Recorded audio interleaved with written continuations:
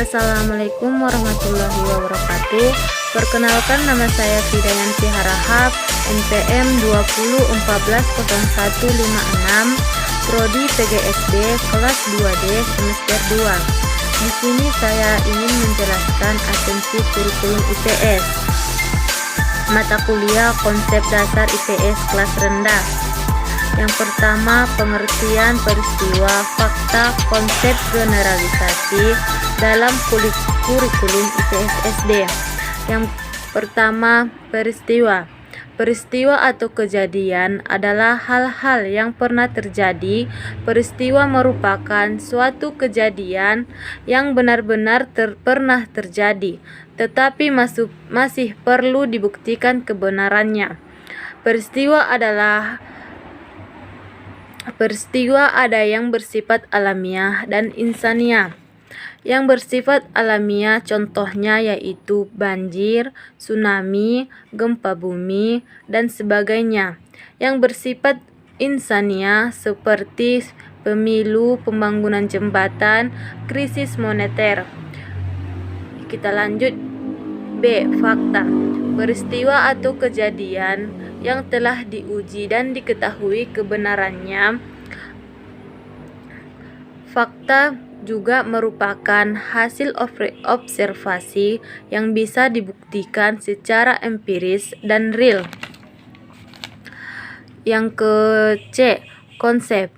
Konsep adalah suatu istilah pengungkapan abstrak yang digunakan untuk tujuan mengklasifikasikan atau mengkategorikan suatu kelompok dari suatu atau benda, gagasan atau peristiwa. Misalnya, kita mengemukakan konsep kota akan segera dapat dipahami jika pada siswa disebutkan contoh-contohnya seperti Jakarta, Bandung, Medan, dan sebagainya.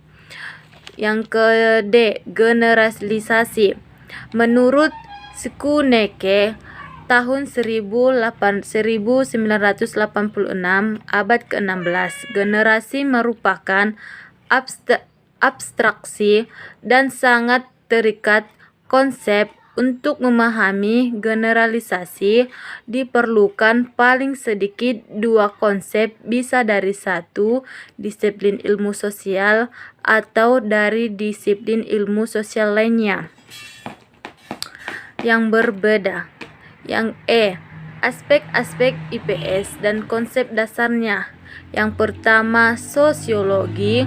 Konsepnya sosialisasi peranan, norma, dan sanksi nilai atau values gerakan sosial masyarakat. Kedua, ekonomi. Konsepnya kelangkaan produksi, saling ketergantungan pembagian kerja. Yang ketiga, geografi.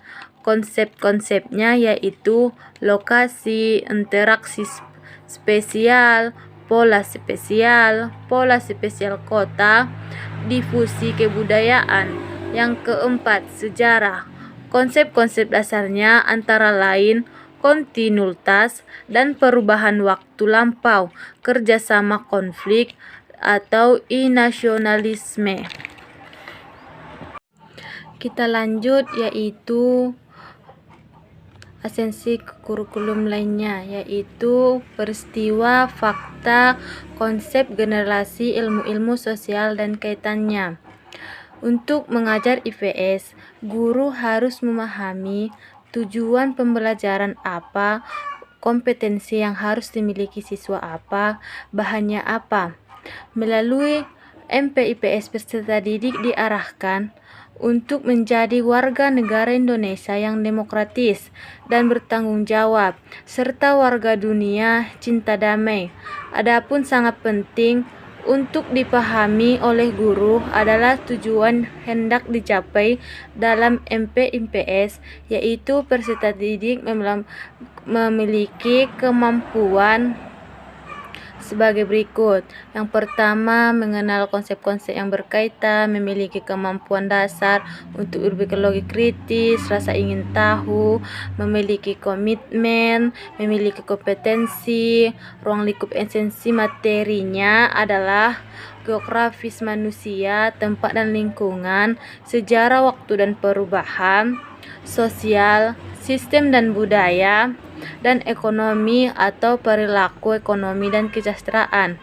Esensi kurikulum IPS SD adalah mengenalkan dan memahamkan anak terhadap isu sosial, cerita peristiwa yang di masyarakat yang kemungkinan tidak jelas asal-usulnya.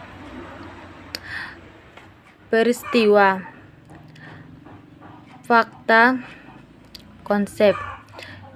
Peristiwa adalah suatu kejadian yang benar-benar terjadi, hanya itu saja. Nilai dan sikap, ukuran untuk menentukan baik atau buruk, atau indikator, cita-cita, tujuan, aspirasi, dan lain-lain. Sikap, kecenderungan perasaan, pemahaman gagasan, keyakinan, dan lain-lain. Kesikapan seseorang untuk memperlakukan suatu objek. Kesiapan secara kognitif, aktivitas secara kognitif, aktivitas fisika, motorik, berdasarkan penilaian positif, negatif, intensitas berbeda, berubah-ubah. Kaitan nilai dan sikap. Nilai sebagai penentuan untuk bersikap, pendidikan nilai atau moral, mengembangkan kepribadian agar dapat memilih nama baik, buruk untuk bersikap. Pencapaian tujuan pendidikan IPS yaitu 1. Pencapaian rada kognitif, pencapaian intelektual, kemampuan analisis, mewujudkan pengetahuan dalam perbuatan untuk melakukan penyelidikan terhadap suatu peristiwa. Keterampilan yang akan diperoleh, keterampilan berinformasi, mengumpulkan fakta, membaca, mendengar, dan sebagainya. Kedua, pencapaian domain psikomotorik, keterampilan personal, sifatnya mandiri.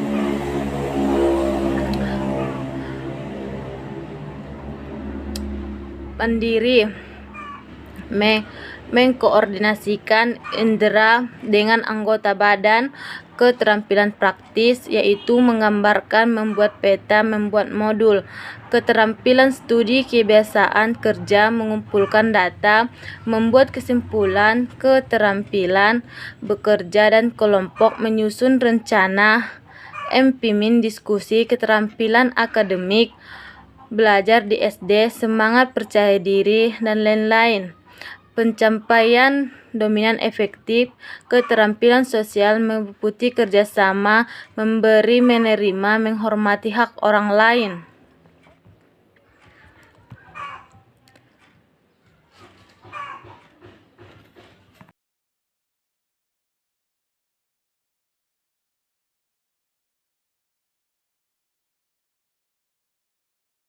Cukup sekian yang dapat saya jelaskan, kurang dan janggalnya saya mohon maaf. Assalamualaikum warahmatullahi wabarakatuh.